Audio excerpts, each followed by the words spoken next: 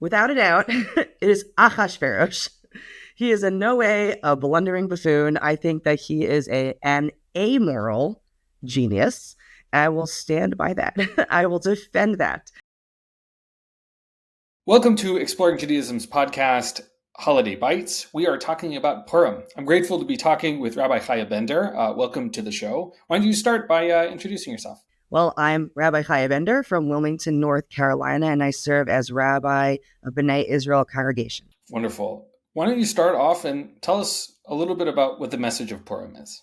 So I know I'm supposed to tell you that Purim is about everything being topsy-turvy and turning everything on its side.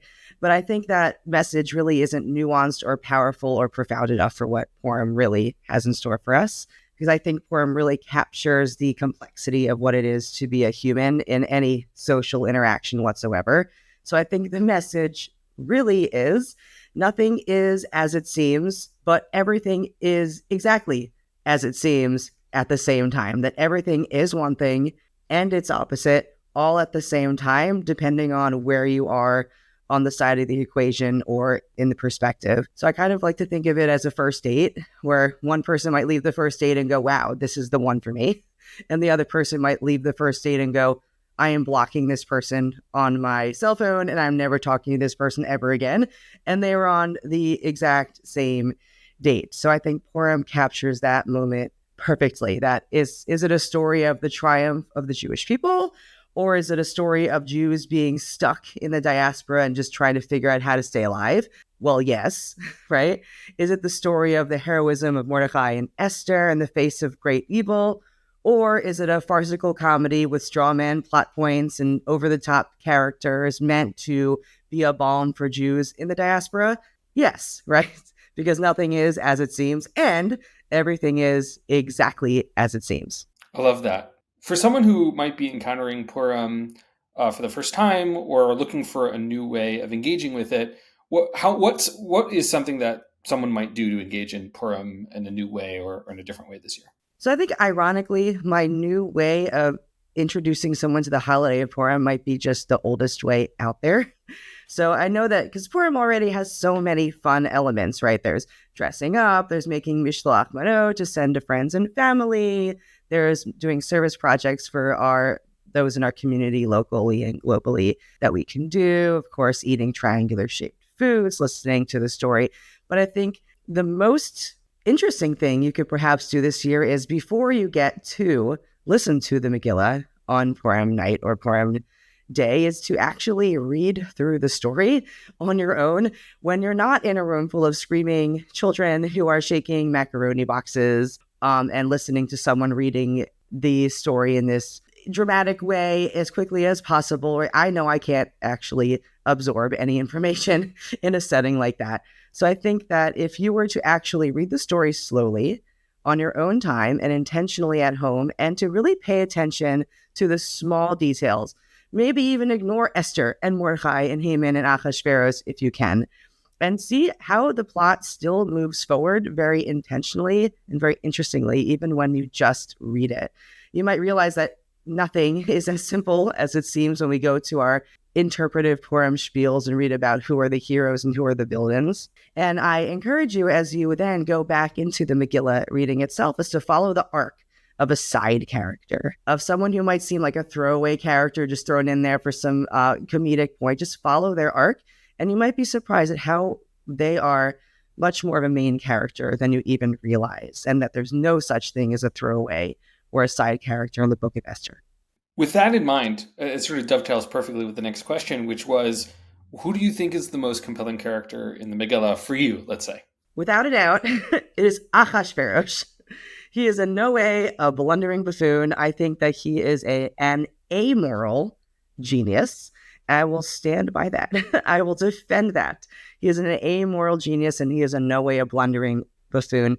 He's a whiner and a diner. We see that, obviously. And I think you can easily say he's a drunk and he's a fool. He throws this 180-day party and this 7-day party. But I think he's a whiner and a diner. He's showing all the officials, all of the nobles, and all of the residents of Shushan, from the low to the high, who he is, his wealth, how much power he has. And in doing so, he's ingratiated himself into the lives of everyone all over the kingdom that he's touched. And in that way, throughout the rest of the story, the plot moves forward. He doesn't have to ever get his hands dirty, ever, meaning no decisions ever fall on him. And I think that is a godfather, a mastermind move, more so than I'm drunk and everyone seems to be doing things around me.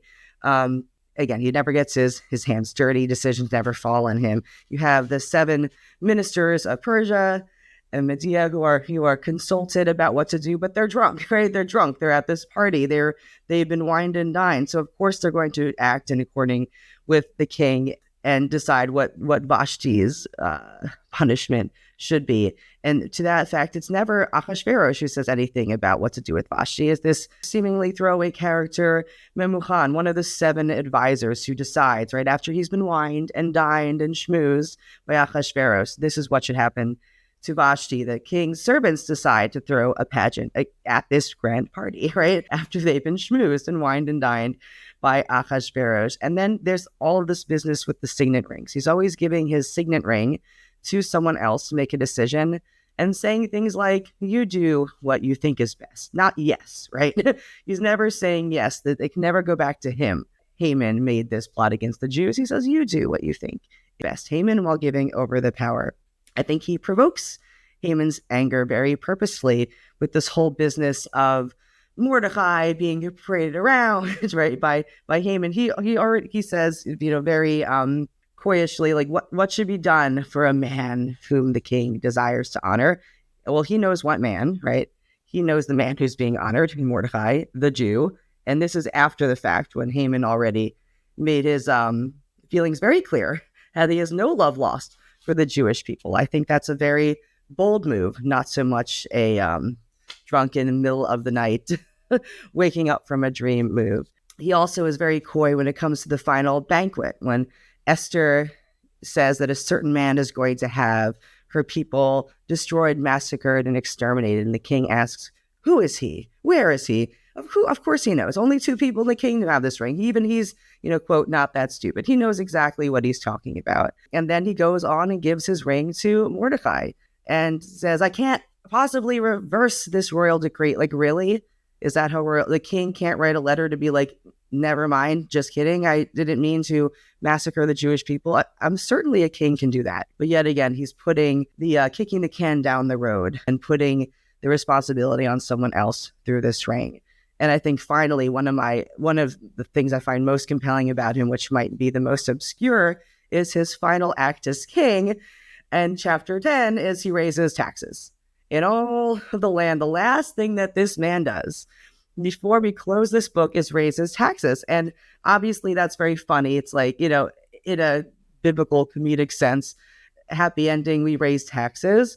But I think on a deeper level, it's foreshadowing the kind of person he was if we were to have some kind of imagined sequel, because this whole business of the story begins wealth and ends with a raise of wealth. So it leaves me as reader wondering, okay, if this is all the things that he was able to do and mastermind behind the scenes the first time with the kind of wealth he had before, well, now he's raising taxes. So what does that mean for the future? With more money coming in, what could be next? What could be in Esther 2? I've never thought of it that way. That's amazing. Let's shift gears. You talked about triangular cookies, known as Oznei Haman or Hamentashen. Which one is your favorite flavor? Has to be poppy seed. That's a shout out to my wife. You used to be cherry or chocolate in my youth. My wife's favorite is poppy seed. I learned how to make it. And so I'm officially a fan of the poppy seed. And I think you just can't compete with the classics. I love that. What is something about Purim that you wish people would know, that you want people to know? So I hope I don't get hate mail by saying that I think that there's a lot of similarity between Haman and Mordecai. And there's this whole principle that you need to get drunk or somehow on a higher plane of existence in order to be able to confuse those 2 characters. But I don't think you need to go there at all. I think the book already gives you 2 characters that are incredibly similar. And I encourage people to just, again, do a deep literary side-by-side of the 2 characters and see how they're basically the same character. So what are their motives? Their motives are political gain, right? They both want to be, it's literally the same spot. What are they willing to do to achieve their motives? Basically anything. Sacrifice those who are closest to them, put those who are closest to them in different levels of at least precarious situations, right? I know it kind of can get tricky because obviously one is let's do genocide and one is in a little bit different vein, but very similar actions. What are they willing to do to, again, to achieve their motives? They are willing to wage war against their perceived enemies. And one does, and one is thwarted from doing so. And they both get that signet ring. They both make those decisions as if they're the king. So I think that in a literary sense, they're both each other's foil and each other's mirror. They're both the opposite character as well as one exactly the next. And it strikes me that if there were, the book of Esther, so I wonder in a story where it was not written by the victors, I think they would be the same character in the book. They would be exactly the same enemy and hero. And I think that especially highlights our theme that we started with, that nothing is what it seems, right? That everything is as it seems and exactly the opposite, and that everything is one thing and exactly its opposite at the same time, including who's the hero and who's the bad guy. Thank you so much for your Torah and your time and for sharing your Purim wisdom with us. And thank you for being here. Why, thank you for having me.